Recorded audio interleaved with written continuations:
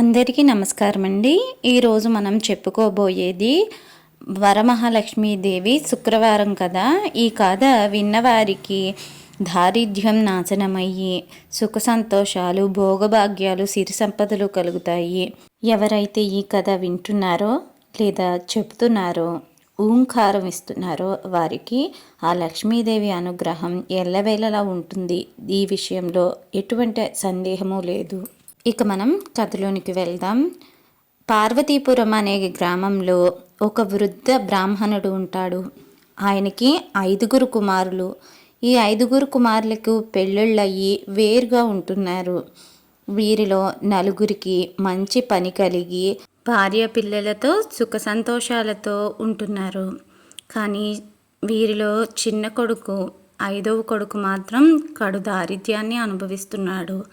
కనీసం ఒక పూట తింటే రెండొక పూట తినడానికి కూడా లేదు. ఇలా ఉంటూ ఉండగా ఒకరోజు దేశ సంచారం కోసం ఒకానొక శుక్రవారం నాడు మహాలక్ష్మీదేవి పార్వతీపురంలో బ్రాహ్మణుని మొదటి కుమారుడి ఇంటి ముందుకు వెళ్తుంది. అక్కడ ఆ ఇంటి ఇల్లాలు చలుదులు తింటూ పిల్లలను ఎదురుగా కూర్చోబెట్టుకుని వారికి కూడా తినిపిస్తూ ఉంటుంది.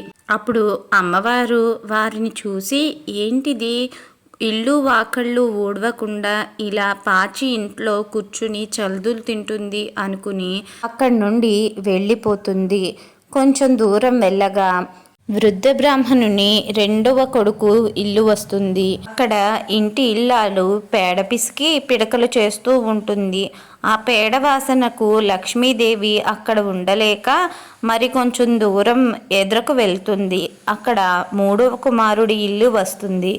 అక్కడ లక్ష్మీదేవి నిలబడి ఇంట్లోకి చూడగా ఆ ఇంటి ఇల్లాలు గట్టిగా భర్తను పిల్లలను అరుస్తూ ఉంటుంది. అది చూసి అక్కడ కూడా ఉండలేక లక్ష్మీదేవి ఎదురుకు వెళ్తుంది. మరి కొంచెం దూరం వెళ్ళేసరికి బ్రాహ్మణుని 4వ కుమారుడు ఇల్లు వస్తుంది. అక్కడ ఇల్లాలు జుట్టు మొత్తం విరబోసుకుని పేలు కుక్కుంటూ ఉంటుంది. అది చూసి చిరాకు పడిన లక్ష్మీదేవి అక్కడ నుండి కొంచెం ఎదురుకు వెళ్ళేసరికి ఎక్కడ నుండో సువాసనలు వెదజల్లుతూ పూల పరిమళం ఆమెను తాకుతుంది. ఆ పూల పరిమళంతో సేద తీరిన లక్ష్మీదేవి ఆ ఇంటి వైపే చూస్తూ ఉంటుంది. ఆ ఇల్లు ఎవరిదో కాదు, బ్రాహ్మణుని 5వ కుమారుడి ఇల్లు. ఇక ఆలస్యం చేయకుండా లక్ష్మీదేవి ఆ ఇంటి వాకిలిలోనికి వెళ్తుంది. అక్కడ పూల పరిమళంతో చాలా చక్కగా ఇల్లు అలికి ముగ్గులు పెట్టి గుమ్మానికి పసుపు రాసి బొట్లు పెట్టి చక్కగా పూలతో అలంకరించి దేవుళ్లకు పూజలు చేసి ఉంటుంది. కానీ అక్కడ ఇల్లాలు మాత్రం కనిపించదు. లక్ష్మీదేవి ఆ ఇంటికి వచ్చే ముందే బ్రాహ్మణుని 5వ కుమారుడు నిండు బిందితో నీళ్లు ఇంట్లో పెట్టి నేను పనికి వెళ్ళి వస్తాను అని చెప్పి పనిలోకి వెళ్తాడు. లక్ష్మీదేవి ఒక పెద్దావిడి రూపంలో ఆ ఇంటి వాకిలిలోనికి వెళ్ళి, ఇంట్లో ఎవరైనా ఉన్నారా అమ్మా అని పిలుస్తుంది. అందుకు ఆ ఇంటి ఇల్లాలు, ఎవరమ్మా మీరు, ఎవరు కావాలి అని అడుగుతుంది. కానీ ఆమె మాత్రం బయటకు రాదు.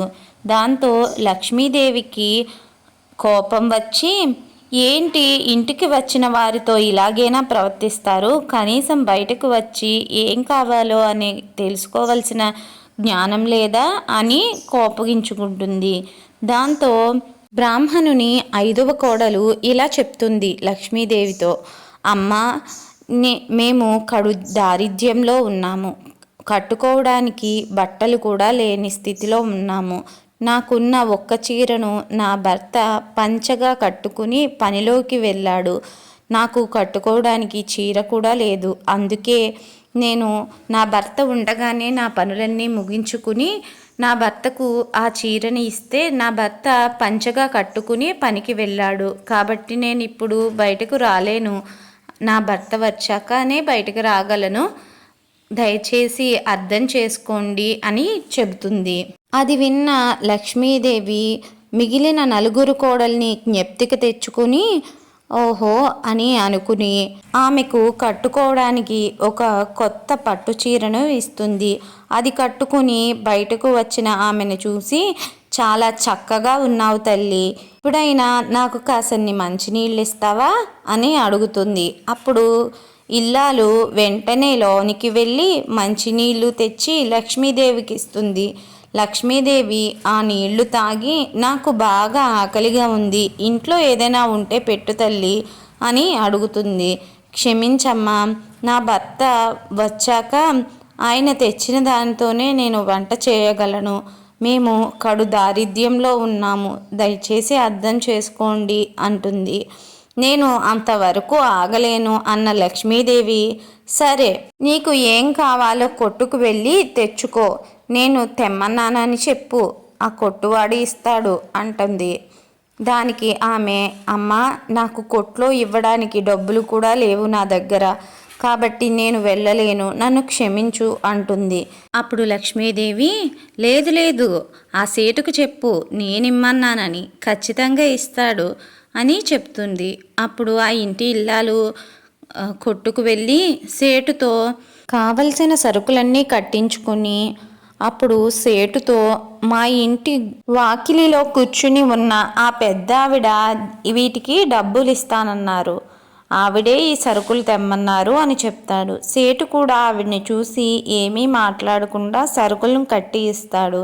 అప్పుడు ఇల్లాలు దారిలో వస్తూ ఇలా అనుకుంటుంది, అసలు ఎవరు ఈ పెద్దావిడ, సేటు కూడా ఏమీ మాట్లాడకుండా డబ్బులు కూడా అడగకుండా ఇన్ని సరుకులు ఎప్పుడూ కట్టలేదే అనుకుంటూ ఇంటికి వస్తుంది. అప్పుడు లక్ష్మీదేవి, ఇంతేనా నీకు కావలసినవి, ఇంకేమన్నా ఉన్నాయా అని అడుగుతుంది.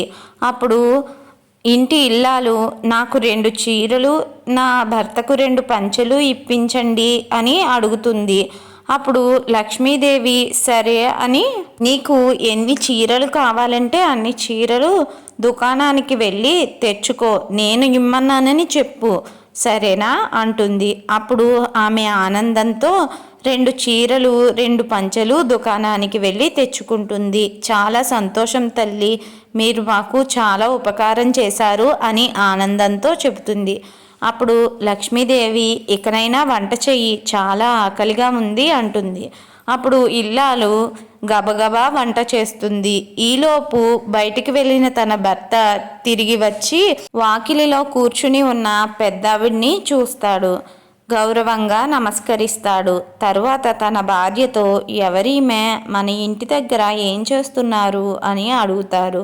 అందుకు ఇల్లాలు చాలా సంతోషంగా తన భర్తతో, ఈ పంచలు, చీర, ఇవన్నీ, ఈ సరుకులు ఇవన్నీ ఈ పెద్దమ్మాయి ఇప్పించింది అని సంతోషంగా చెప్తుంది. అందుకు సంతోషించిన భర్త లక్ష్మీదేవితో, మేము చాలా దరిద్రాన్ని అనుభవిస్తున్నాము, మీ రాకతో మాకు కొంచెం ఊరట లభించింది, భోంచేద్దురు గాని లోపలికి రండి అని గౌరవంగా పిలుస్తాడు. అప్పుడు లక్ష్మీదేవి ఇంటిలోనికి వెళ్ళి భోజనానికి కూర్చుంటుంది. అప్పుడు విస్తరు వేసి భోజనం వడ్డిస్తుంది ఇంటి ఇల్లాలు. తన భర్తకు భోజనం వడ్డించి తరువాత తాను కూడా భోంచేస్తుంది. చాలా సంతోషంగా ఉంది తల్లి, మీ దయ వల్ల తృప్తిగా భోంచేశాము అని అమ్మవారికి నమస్కరిస్తుంది. అమ్మవారు, మరైతే నేను ఇక వెళ్ళి వస్తాను అని అంటారు. దానికి ఇంటి ఇల్లాలు, సాయం సంధ్య వేళ అయ్యింది, ఇప్పుడు మీరు ఎక్కడికి వెళ్తారు, మీరు వెళ్ళేసరికి సాయంత్రం అవుతుంది, చీకటి పడుతుంది, కాబట్టి ఈ రాత్రికి ఇక్కడే ఉండి తెల్లవారి వెళ్దురులే అని అంటుంది. దానికి ఒప్పుకున్న లక్ష్మీదేవి ఆ ఇంట్లోనే ఉంటుంది. లక్ష్మీదేవి ఇల్లాలి ప్రవర్తనను గమనిస్తూనే ఉంటుంది. సాయం సంధ్య వేళ దీపం పెట్టి తరువాత తన భర్తకు భోజనం పెట్టి తాను కూడా తిని లక్ష్మీదేవి పడుకోవడానికి వసతిని ఏర్పాటు చేసి ఆ వసతి పైన పడుకోబెడుతుంది. తరువాత వారు కూడా నిద్రపోతారు. లక్ష్మీదేవి వీటన్నిటికీ సంతోషించి వారికి అపారమైన ధనాన్ని ప్రాప్తింపజేస్తుంది.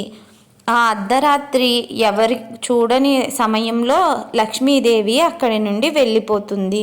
తెల్లవారిన తరువాత ఈ దంపతులు నిద్ర మేల్కొని అమ్మా అమ్మా అని ఎంత వెతికినా పెద్ద ఆవిడ రూపంలో ఉన్న లక్ష్మీదేవి ఎక్కడా కనిపించదు. కానీ ఆవిడకు ఎక్కడైతే బసన ఏర్పాటు చేస్తారో అక్కడ మాత్రం ధనరాశులు కుప్పలు కుప్పలుగా పడి ఉంటాయి. ఇల్లంతా బంగారు నాణాలతో, వజ్రాలతో, సిరి సంపదలతో నిండి ఉంటుంది. దీనికి ఆశ్చర్యపోయి, అయితే వచ్చిన పెద్దావిడ మరెవరో కాదు లక్ష్మీదేవి అని దంపతులిద్దరూ ఎంతో ఆనందపడతారు. అలాగే త్వరలోనే వీరికి సంతానం కూడా కలుగుతుంది. ఆ విధంగా లక్ష్మీ అమ్మవారు బ్రాహ్మణ కుమారుని దంపతులను అనుగ్రహించింది. ఈ కథను ప్రతి శుక్రవారం విన్నంత మాత్రం చేత లక్ష్మీదేవి అనుగ్రహం కలిగి సిరి సంపదలు, భోగభాగ్యాలు కలుగుతాయి. ఇటువంటి మరెన్నో మంచి మంచి వీడియోస్ కోసం నా ఛానల్ని సబ్స్క్రైబ్ చేసుకోండి. వీడియో నచ్చినట్లయితే లైక్ చేయండి. మీ అభిప్రాయాలను కామెంట్ రూపంలో తెలియజేయగలరు. సర్వేజన సుఖినో భవంతు.